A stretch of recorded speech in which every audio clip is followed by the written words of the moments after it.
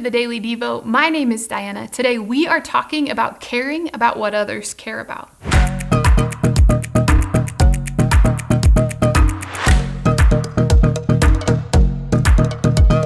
Hey, do you know the preferred meal or the preferred order of someone on your team or in your family?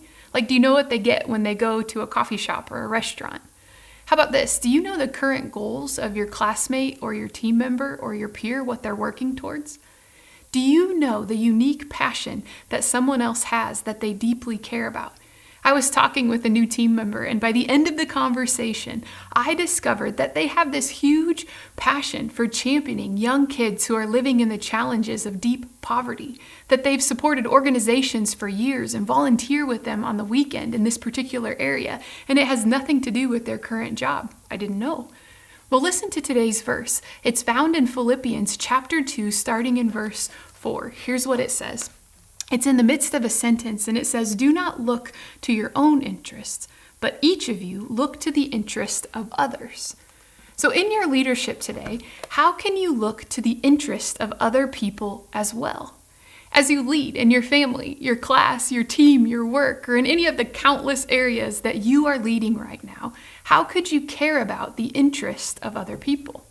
What if you spent today or this week being kindly curious? You could ask questions like, "Hey, are you looking forward to anything this year?"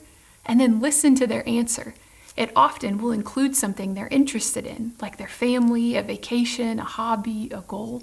Try kindly asking someone, "What are a few of your interests? Do you have a hobby, a topic you're researching, or an area that you also care about? I'd like to hear a little more about that."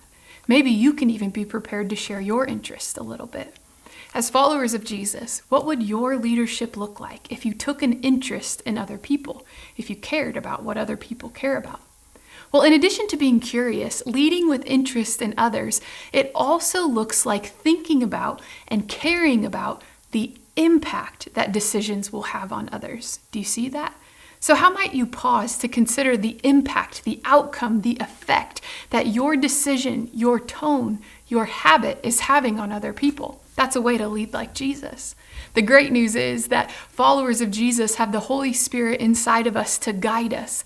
And if you are noticing an area right now where you feel convicted about it as you reflect or uncomfortable or like, I missed the mark, you don't have to hide that, and you don't have to be ashamed of that. You can simply confess that to Jesus.